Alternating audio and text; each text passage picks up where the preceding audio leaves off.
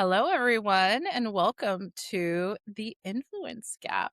We're really lucky to have Jason Falls with us, who we were introduced to Jason from Mark Duke, who is always so supportive of the work that Nathan and I do here on these pods. And so we're really lucky that Jason met us and said, yeah, let's chat about the influence economy. So, Jason, would you introduce yourself?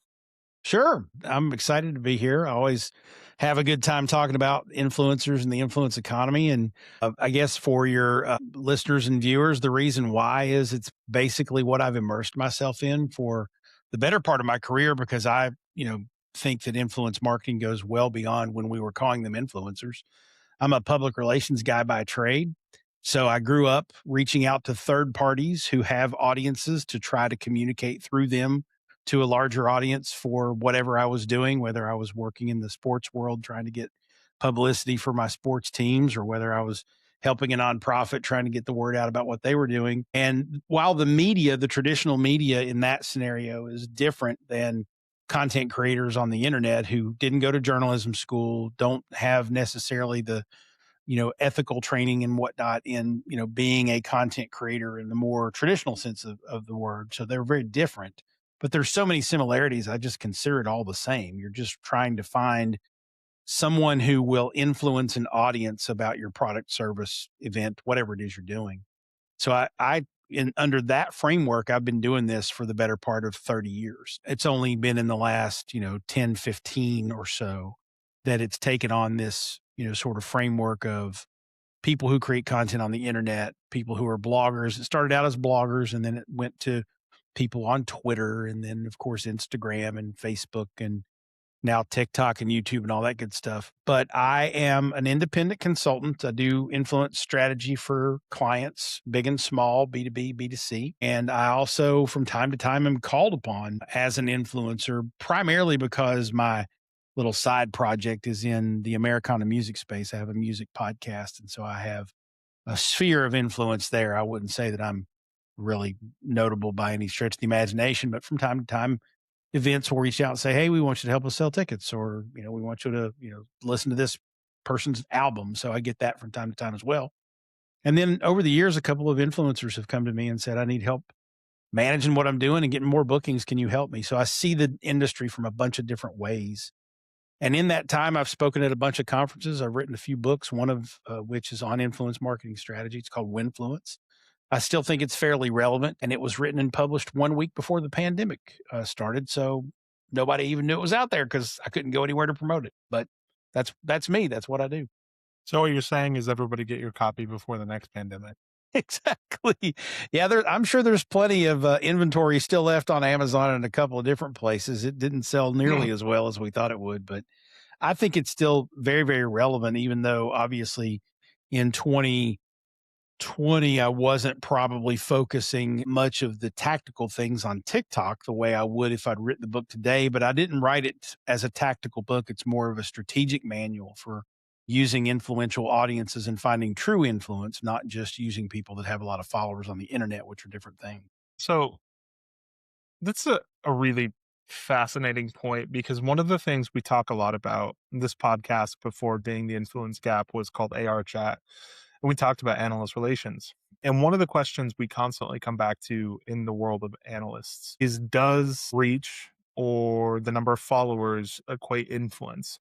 Because the gold standard of influence in analyst relations is having access to end users. So Gartner being the firm that everyone knows, they have tens of thousands of end user advisory contracts. How do you think about the term influence and what that means? Because you do come from a PR background and there are different types of influence for different situations. So I've rambled a bit, but I'd be curious for you to unpack that. Sure. Well, I think the analyst relations world is a perfect example to be able to say, well, okay, let's look at who's influential in this particular sector. And yeah, your Gartners and your big companies and your research firms are going to be there, but those aren't individual content creators. If you look past that to who the influential people are within whatever sector it is you're working with, you're looking at academicians, you're looking at maybe senior leadership at various companies within the sector that have a certain degree of expertise. Maybe they have patents. Maybe they are just insightful on that particular space, whatever it may be. When someone who has a reputation and has credibility says something impactful about your business, your brand, or the industry in general, and it has a persuasive effect on either buyers or mindset or anything like that, trends within the industry, that person's influential. And it might be in the B2B space or in the analyst relations world that that's a professor at MIT. It might, and they may not have any followers on social media, but they publish in academic papers around that topic, and everybody knows who they are in the industry, or at least the people in the know in the industry know who they are, and they're well respected. So social media doesn't have any impact on influence in certain scenarios. Now, if you're talking about, I want to reach a bunch of people in this industry sector from a bunch of different angles, then the YouTuber or the person who's creating interesting content and maybe managing a Facebook or a LinkedIn group might be a better option than a college professor who doesn't have any followers. It depends on the message that you're trying to send, the audience you're trying to send it to, and who that audience thinks is credible.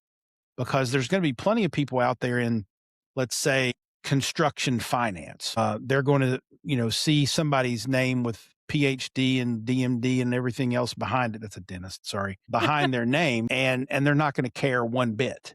But if it's the senior vice president for finance for a major construction company who is writing a white paper that's published in conjunction with a media outlet within that sector, now all of a sudden that person's super influential and super interesting to whoever the audience is.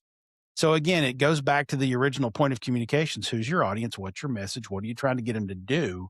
And then you have to analyze that and say, okay, who's going to motivate them to do what we want them to? Yeah, I mean, it sounds like influence is in the eye of the beholder. So Mhm. podcast over. I think we've solved it. But no, I mean, that's well said. Influence is truly in the eye of the beholder. It's in the eye of the industry. It's in the eye of the type of business you are. I guess one thing I'm fascinated by, though, is this conversation is getting messier, and it has been for 15, 20 years at this point, because influence has given rise to the influencer, right? Which is all predicated on the idea that I have millions of followers and people pay me to promote their products or I authentically review them. I just like, as influence professionals, I'm going to call us that. Maybe that's dangerous. How That's fine. how do you sort through this noise without just accumulating decades and decades and decades of experience? And that's a really good question. I think when you drill down to the individual, when you're trying to look at an individual content creator and decide whether or not they're influential, I think it's the easiest way to do it is to just spend time with their content. And that's a little bit prohibitive for scalable influencer marketing campaigns for B2C companies where you're trying to hire 150 influencers in 2 weeks. You can't spend appropriate time with 150 influencers content in a short amount of time. But really understanding whether or not this person is influential, just you putting yourself in the shoes of the audience and looking at their content and saying, are they engaging? Do they capture my attention? Do they keep my attention? Are they informative, educated, smart? Do I trust their opinion? And what's in it for them? Are they just trying to sell stuff to make money? Or do they have some sort of, language that they use that says, hey, I'm just here to be a resource. I'm just Yeah. trying to help you make buying Well, decisions. maybe do they have some kind of personal belief or coda Yeah. behind what they're doing, right? Because there is a ex- difference between somebody who just hawks products for sponsorship versus like, is it Marquise Brownlee on YouTube who reviews tech all the time? Yeah. Is that Yeah. is that his name? I Like, think he so. clearly has a deep passion for understanding tech and helping others understand it. Exactly. And you can, if you spend time with their content, you can tell. I mean, and consumers can tell too. As much as I am the first person to say that the mindset of the crowd is often just base ignorant, like people in groups are stupid, to put it broadly. I do think that individual consumers individually are generally pretty smart and they can at least ascertain this person's full of it or not. And so when you are trying to find creators that are going to help you get your point across to their audience, and you know that the audience you're trying to reach is probably interested in what this particular creator says or does. I think if you just spend time with their content, you can probably convince yourself pretty quickly, yeah, this is somebody I want to work with. They're pretty authentic, they're pretty persuasive, they're pretty knowledgeable. I would trust their opinion if they said, you should try this product because it's easy to discern those people from the what I call the social media version of the coupon clippers, the deals and discounts folks, because the deals and discounts folks don't care one bit about the product. They're just trying to, hey, here's a way for you to save money if you want to buy this. And if you click on my link, I get a couple bucks. And that's what they do. And there's really no, deep credibility with any of those people. They're just finding a deal. They don't even care what the deal is. You know, So, go Nathan, let me go tell ahead, you Kristen. one thing that when Jason and I were talking before we started to record, we were talking about B2C and B2B, and one of the things I told him was I had been so deeply entrenched in B2B that once I had a young child, I realized, oh my gosh, this influence economy is so real and there's so many layers. But as you were asking some questions, Nathan, it just made me think that when I know you're talking about the enterprise, right? But it paralleled everything that Jason and I were talking about the YouTubers that my 4-year-old sees. You know what I mean? It's the Yeah, motivations, pay to play.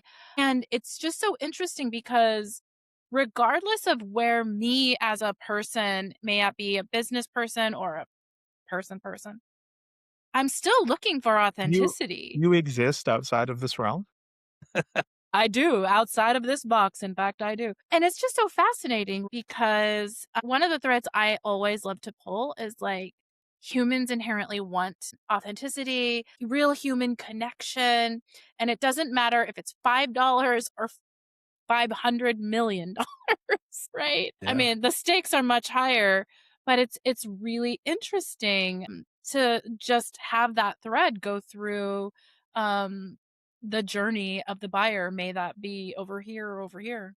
You know, I think that as long as humans have been around, we've been trying to influence each other in one way, shape, or form. I mean, one of my favorite TV shows is Mad Men, about the Yeah. advertising business on Madison Avenue in the 50s and 60s. And I mean, then it was newspapers and advertisements in like static print, right? And today it's how can I do a 30-second video sponsored with an influencer who has a following, et cetera, et cetera. I do think I'm going to overgeneralize here and probably piss some people off. I think influence in the B2C space almost is easier to understand than it is in the B2B space, though. Because if I look at something like LinkedIn, I think we can all agree that's kind of the primary social media platform for B2B anything right now. And you look at influencers on LinkedIn, and they may have 10, 20, 30, 100, 200,000 followers, but then you look at the ratio of engagement on their individual posts, and it's quite poor.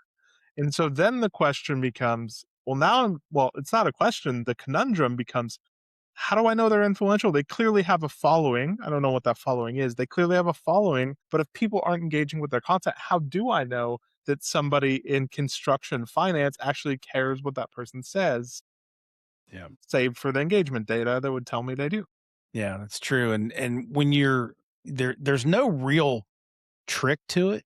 I mean, it really is a guessing game in a lot of ways. You can go out and invest in all this software that are pulling all the data and say, well, this person has this many followers and this many engagements. And so their engagement rate is this percent or whatever. But you're right. It could also come down to the fact that you've got, and I'll give you an interesting example that is somewhat B2B. For the longest time, years ago, back in the ancient days of social media, there was a gentleman You out mean in the, like 2005 or yeah, 2015? perfect. Yep. When websites were still called Sh Twitter. Yeah, back when bloggers were the influencers. We didn't use the word influencer back then. We used mavens sometimes, which I thought was kinda dumb, and then, bloggers were the big thing. Well, one of the early bloggers and then later video bloggers, I refuse to use the word vlog, by the way. One of the first big ones was a guy named Robert Scoble in the tech industry. He worked at Microsoft. He blogged at Microsoft before they told you you could, and he kind of got known for doing tech reviews and reviewing software and startups and things like that.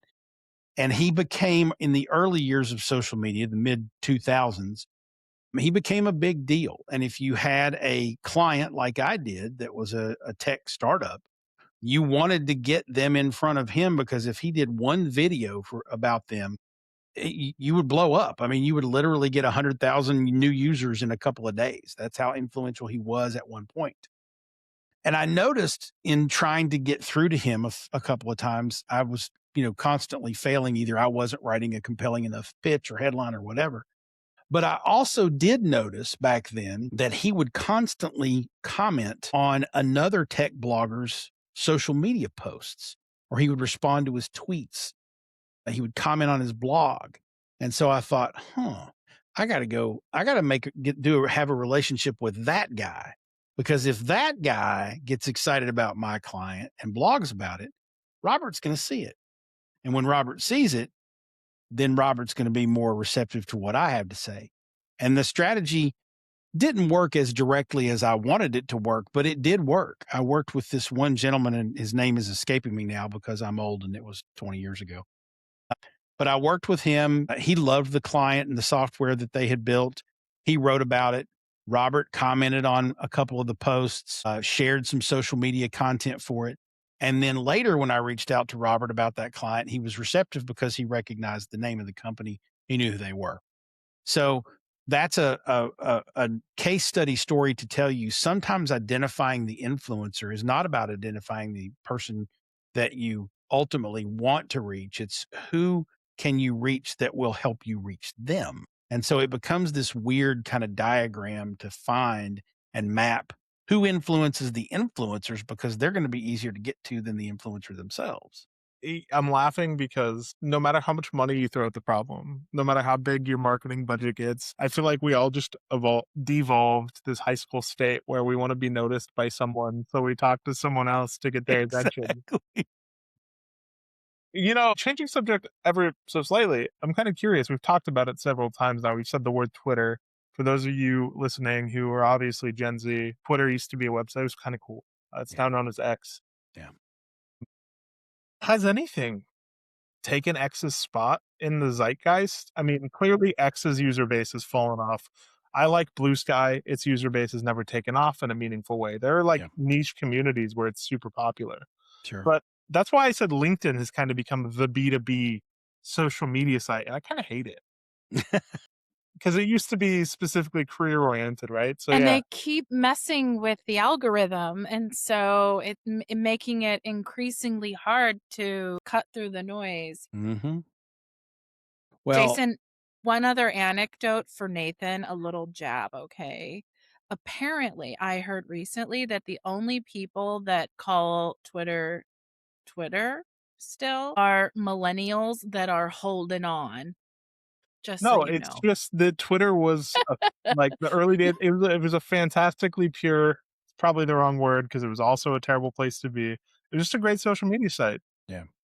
Yeah. I would say that your definition needs to broaden a little bit, because I loved Twitter the way it was, and I'm Gen X, so I don't have anything to do with millennials. But I think it's anybody older than probably 40 or 45 remembers Twitter being a cool place to hang out, or at least useful. And I don't know that anything's taken its place. I know a lot of people, especially in the B2B space, have migrated more of their time and attention on LinkedIn. That's a very accurate description. LinkedIn has become more of a B2B place to be. But I also think that because of the advent of and the insistence in the algorithms of video over any other type of content, that's why you're not seeing Blue Sky explode, is because they're trying to be another Twitter, only not controlled by Elon Musk, which is great. And for the people who like that, there's a small community on Blue Sky that's very vibrant, and it's a very cool place to be. It is a cool place. Yeah. But, Instagram, Facebook, and now, of course, TikTok have kind of taken off. YouTube's always been there, and it's trying to keep up with shorts and things like that. But YouTube was always kind of, you do all your stuff over here and then you put your videos on YouTube. And now it's more, you kind of have to be on YouTube and Instagram and TikTok first, and then maybe Facebook if your audience is a little bit older, and then LinkedIn if you're still more of a job thing, if you're more consumer or B2C focused. I don't know that anything's taken the place of Twitter. I know that I spend probably more of my time these days on Facebook again, simply because Facebook has always kind of been in the middle. It's never been really terrible. It's never been really great. Its algorithm is all messed up too, but they all are. But I know that I can reach the people that I really want to reach, at least personal family and friends and colleagues and whatnot on Facebook. And so if I want to go dabble and try to engage audiences about my podcast, I'll do a little Instagram and I'll do a little TikTok, but Facebook is still pretty central to what I I do. mean, And, you you know, just said it. It's about who you want to reach yeah, and then figuring out Right. where those people are at. I would also just say I do think that the downfall of Twitter, and I say downfall of Twitter knowing that some people are going to come after us because they're going to say, that's still great. okay. I think the downfall of Twitter has made marketing harder because the internet has become more fragmented because Yeah. there are more places to go hang out now. Well, and I think you're right. I don't think it's centric on the downfall of Twitter. I think that was one piece of the pie because that happened about the time TikTok really blew up, Mm, if not maybe a little bit before or a little bit after TikTok blew up. And then TikTok spent a year or two basically gobbling up the creator economy. it's true. And then they decided, you know what? Now that we're this big, we don't have to pay these creators as much. I've had conversations with a lot of creators in the last year, and they're saying TikTok is now my third priority because Meta Wow. is starting to pay the way TikTok used to. So Meta's keeping up Interesting. with paying the creators for their content a little bit better and more consistently. I had one specific instance of a your typical, TikTok celebrity with, over 1 million followers, and they told me in 2025 or maybe it was 2024. No, 2025. He said 2025 I averaged about $8,000 a month income from TikTok. It's not bad. And in 2026 I'm averaging about $475 a month from TikTok. And so that's a big drop. Somebody with more than 1 million followers. Somebody with more than 1 million Wow. followers, TikTok just the algorithm or something, they stopped paying him. And so he's like, and about the same time, my Meta check got a little bit bigger and a little bit bigger and a little bit bigger. And now Meta's paying a better rate to creators than TikTok is. And so you're starting to see a little bit of Like, a pendulum swing back. Meta has the advantage of owning the internet because what a video you see on Facebook is then that's an Instagram reel, right? So it's and then yeah. And Yeah. then they own WhatsApp. Okay, Hmm. so going back to Crystal with her head in the B2B sand, okay? When the heck did all of this happen? Like, it's crazy because, again, it's not just the monetization of my face on my phone or whatever fancy devices I have on these platforms. There's management, there's the technical side of like someone who manages the talent and the pay to play or the whatever how you're monetizing. And then you've got the people that are doing the edits that know the formulas for the cuts and all of it. Like, when the heck did all of this happen? Like, where was I, Jason? Can you tell me? Well, it happened quickly I was slinging because software. yeah, but it also kind of didn't happen quickly either because back in the mid 2000s, back in the good old days when I was a boy, we still had blogger groups, sort of gaggles of bloggers that got together and helped each other out. And then you started to see agencies and blog networks pop up, and some of them were oriented around advertising because the people that were running them were more, let's focus on making money. And then others were focused on this, sort of let's be a content marketing engine that reaches a lot of people. So let's take a bunch of these. It started out with mom blogs, and let's get 20 or 30 mom bloggers together in a network and go sell, content marketing strategies to brands. So we can say we've got 25 mom bloggers who will talk about your new baby product.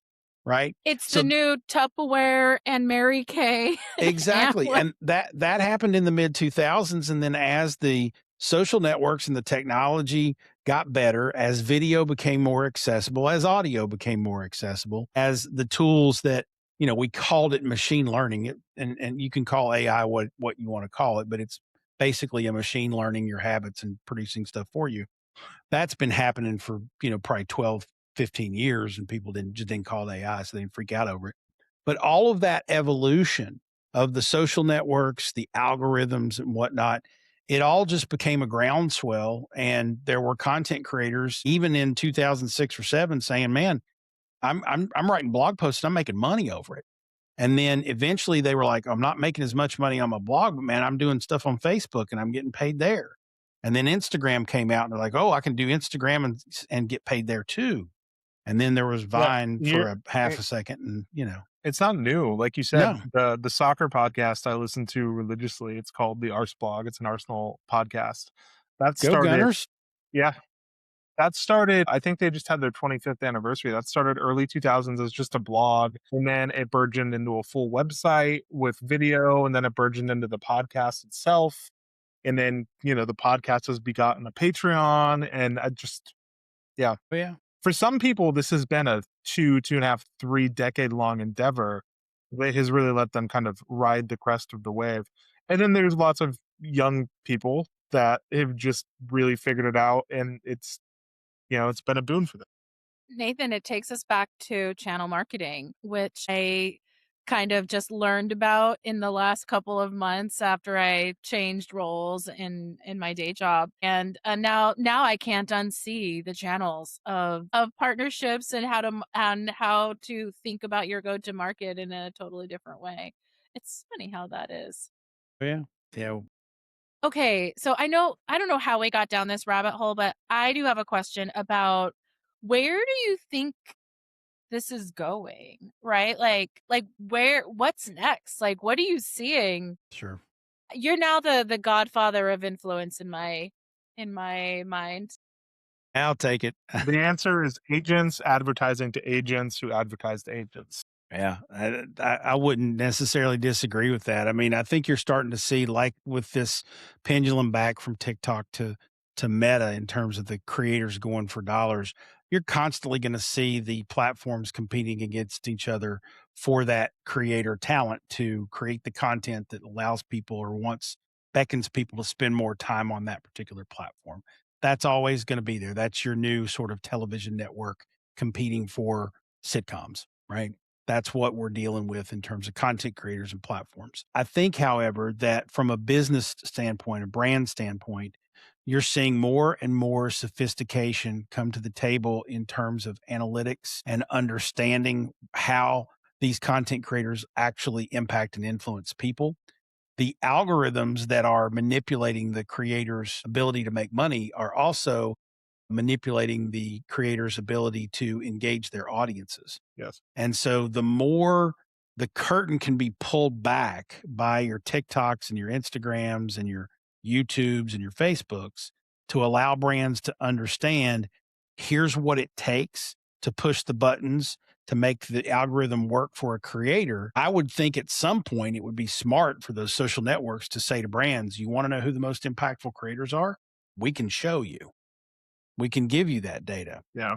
And so I think you're going to start to see brands become a little bit more sophisticated in terms of who they pick and who they work with because they're getting more and more intelligent about understanding who actually pushes the needle. Right now, I can guarantee you, I can call, at least in the B2C space, I can call 100 content creators or their talent managers, and I can say, I want to do a project with you, but I want you to work on an affiliate commission only. And out of the 100 people, 99 will turn me down. And it's because they don't believe that they're actually effective at what they do. And in fact, they probably know they're not effective at what they do. We're going to start to see that shift because there are content creators out there who understand I'm only worth the money a brand pays me if I move product for that brand. And the ones that do are going to continue to evolve and emerge out of this category of, you're just going to hire me because I'm really good at awareness. Well, I don't want people to be aware about my product. I want them to purchase it. And certainly there are campaigns that are focused on awareness, and there's going to be a place for those types of creators. But brands are becoming more and more discerning and more irritated with the creators who can't prove their value. This is really interesting because we can tie it back to what I was saying earlier about Gartner. The reason Gartner, or a large part of the reason Gartner continues to have a stranglehold on the analyst firm, kind of analyst relations market, is because through their quarterly financials, they publish the number of end user contracts they hold. That is very empirical evidence on the influence they have over the segment of people you want to reach. Right now, in the wider influence economy, the burden of proof is on a vendor to decide whether or not a relationship they have with an influencer is valuable. What if we reach a future, which is, I think, the picture you're painting, where the burden of proof is now on the creators like Gartner to say, this is actually how I help you reach your end user audience. And it's not just some vanity impression stat, right? It's cold, hard I data think that's over.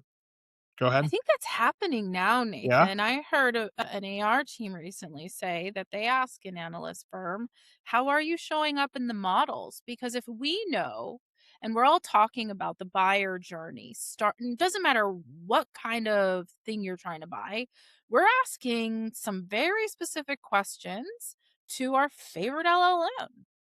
And if you're not showing up in a short list, unless someone has previous knowledge of you, then they may not even go to whoever the next stop is. And so Yes. I'm hearing AR teams saying to analysts, how are you showing up? And tell me, what does that look like? But I don't just mean analysts. I mean creators writ large. If I want to go use an amplifier, help me on, like, the burden will actually be I to think prove that I have influence. But I was gonna say one thing, Crystal. I think a bigger issue, we don't have to unpack this today, is AI search results are, at least to a small degree, gameable. And so I totally think gameable. that totally gameable. So I think we're gonna have another reckoning on that front at some point, right? Because we know how to show up more often and in more places, and that is eventually gonna mean nothing. So Yeah. it's the same conversation. All your SEOs are salivating at this because they've been doing this for years. They just got to learn a few different models to optimize for those AI engines out there. I will tell you this. Here's my take, and I deal with finding B2C influencers every single day. I think that brands are not great at making decisions about which creators to use because A, they don't have enough information, or B, they trust the information they do have too much. For instance, with your LMMs, when you say, who are the top creators in this space, it spits out 5 or 6 names based on who's talked about the most in media and other places. And that's fine. That doesn't mean those 5 people that it gives you aren't worthwhile. But A, I need more than 5. And B, just because someone gets interviewed by the USA Today or the Wall Street Journal doesn't necessarily mean they're going to impact as many people or impact those people in a way that I need them to. And so I think right now with AI tools, too many marketing decision makers are trusting that the AI is 100% right all the time, and they're not discerning about looking at the information and understanding it. That'll get better over time. Both the results will get better and marketers' ability to go, well, we got to call BS on this stuff because it didn't work the last time. So that's going to start to continue to flesh out. But also, too, I think you're going to start to see that the content creators out there that understand the marketing manager or the VP of marketing or the CMO or whatnot who's making the decision on who to hire, they are going to start to figure out ways to prove that they can provide the value that those brand managers are looking for. You're going to have, in general, this is the thing that's really going to shift, I think, in the next 5 or 10 years as the technology gets better. Right now, the vast majority of B2C content creators don't understand one thing that's very, very critical to their success. They are a commodity. Their egos are getting in the way of them getting business because they think, well, I charged the last brand $10,000. I'm going to charge this one $15,000. What they don't remember is I got 150 people lined up just like you. If you don't want to work with me the way I want to work with you, you mean nothing to me. I don't care about your follower count. I don't care about your audience. I can go find 100 of you in an hour. And when content creators start to realize that and realize that they need to compete for a brand's attention and dollars, that's going to change everything because now they're going to be like, how can I prove that I'm valuable? Maybe I need to show them I can drive sales. Maybe I need to show them Yeah. that I can change the mindset of an audience. And now all of a sudden you're going to have creators pitching themselves a lot better.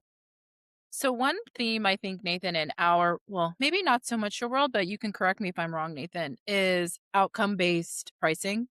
Like that's like the big trend right I mean, now. that's what end users want, right? They want outcome-based pricing. So Sure. Right. every tech company is dealing with that conversation. Right. But I can't imagine that that won't change in the creator economy, right? Because especially if you're in the B2C space and you're promoting products and things, and it's like, well, if you're telling me you're influential and I want to see maybe it's not going to be this, right? A hockey stick, but I want to see some kind of delta. And if we see this, then like obviously that's a big L, I just think this has you know? fascinating implications for the world of analyst relations too, because if I'm an AR leader who is shopping custom content today, I'm going to get 8 different price books that have list prices for a white paper, for a video, you name it. And that's going to be a flat rate, 10, 15, 20, $25,000 generally, right? For something like that. Bring in outcome-based pricing. Do we see vendors who start to ask for outcome-based pricing for custom content? It's one thing to I don't pay know. $20,000 for a white paper, but can you show me that you're actually going to deliver results? I do think in general, I don't know if that's going to happen, but I do think in general, what you're hitting on is consistent in the B2B space as well, in that proliferation of options is going to do a couple things. One, it's going to point out pretty clearly who doesn't actually have reach or influence. That is a game you can only play for so long. Two, it's going to continue to sharpen iron in that good professionals, good sources are going to continually strive to prove that they actually have reach and influence, and they're going to show you how. And probably number three is that it's going to create vendors or consumers of that content who ask for more, whether that's outcome based pricing or whether it's more flexibility. Yeah, I'm just kind of interested. What does little Al think, Crystal? This is kind of funny, and maybe I'll cut this out, but he wanted to give me his socks. Okay. There you There we go. go. He's That's what he delivering. thinks. That's what he thinks about all Somebody's of got to hold on to the socks, mom. I do think I do think it's interesting that we've been talking about B2C a lot because Jason, that's where you live. But so many of the same challenges are consistent through B2B as well. Yeah. right. Well, Yeah. and to your point, Nathan, you got to think about this too.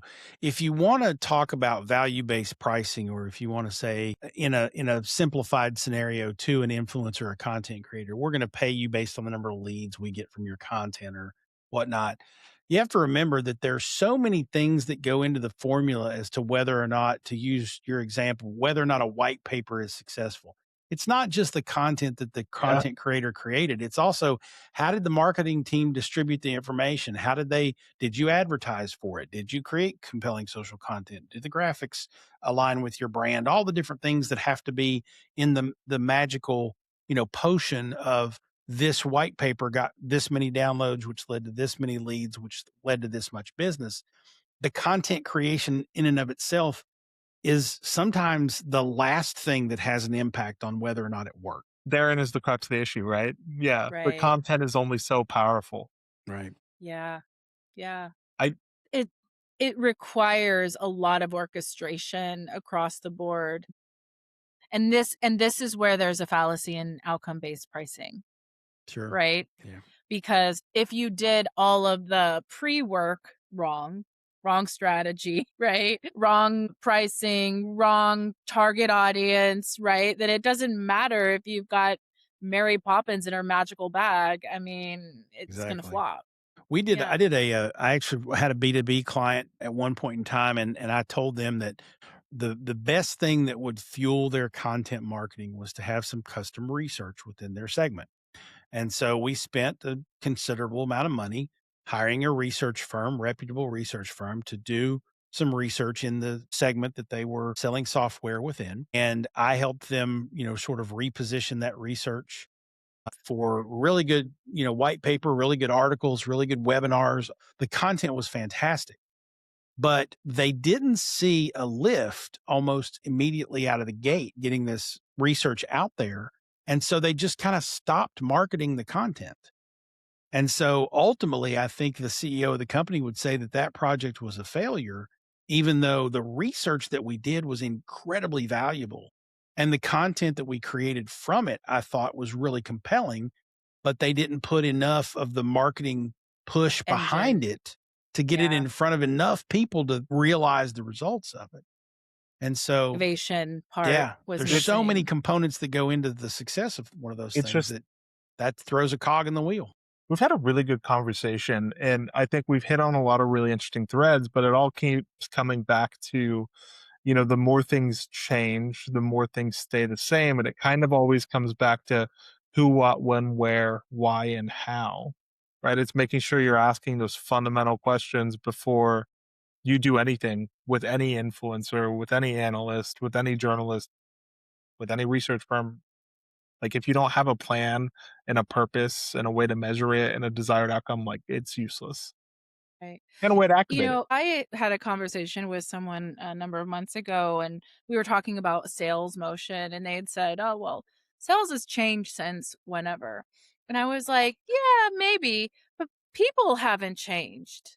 People want to know what's in it for me, right? How are you going to make my life better? And does it fit into whatever I budgeted, or how does it fit into my universe, essentially, in all of these different ways?" And if you're able to articulate that, you're pretty much done. So it's like target the right people, say the right things, and be convincing, have a value proposition, and To be fair, if you can figure out to target the right people and do that well 10 out of 10 times, you're going to be highly paid, Yes, because that is ultimately the hardest part of B2B and B2C marketing, right? Targeting the right absolutely. yeah. people and finding where they're at and figuring out how to get a message out to Yeah. So this was really great. I have to say that my kid is watching himself. So them. Is he doing a good got job? got he's actually doing fantastic. I think YouTube is actually watching him, which was my introduction to the B2C or the C2C, I don't even know, whatever, the influencer economy of YouTube Style and marketing? the economy that is there. Like, I don't know if you've ever Googled some of these families that have shows and they have many, many, many kids after years. Yeah, you should And probably go turn that off. I know people are like, oh, she's a terrible mom. No. No, but it's amazing. It's really, really fascinating that we sit at this intersection of influence and just how many tentacles it has. So, with that, if I could just wrap us up a little bit, Jason, you are phenomenal. If I could make you a plaque, I'd be like you're the godfather of influence Of and Winfluence, Crystal. of Of Winfluence. Winfluence. winfluence. That Yes, I I can lay love that. claim to, I think. I can lay claim to that. Influence in general, maybe not, but I appreciate it though. Well, you shone a huge light for me today, and Nathan, you're always a fantastic co-host. And you ask the best questions. I'm just here for the anecdotes. So thank you for joining us, Jason. Thanks for you all tuning in, and we hope that we made nothing clear except for that humans are still really important, and we have this thread that keeps on threading over and over. Thank you and goodbye.